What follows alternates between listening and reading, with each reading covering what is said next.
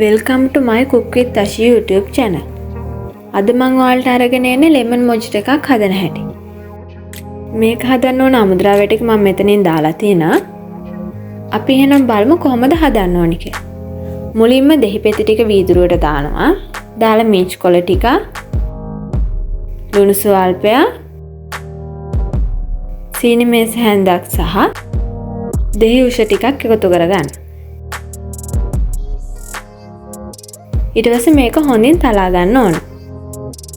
හොඳින් තලා ගත්තට පස්සේ අපි අපේ ස්ප්‍රයිට් එක එකතු කරගන්නවා. ස්ප්‍රයිට් එක එකතු කරගත්තට පස්සේ මේ ඔක්කොම හොඳින් කලවම් කරගන්න ඕන. ඔන්න ඉතින් අපේ lemon mojito එක හරි. ඔයාලට පුළුවන් මේ වගේ lemon mojito එකක් try කරලා බලන්න.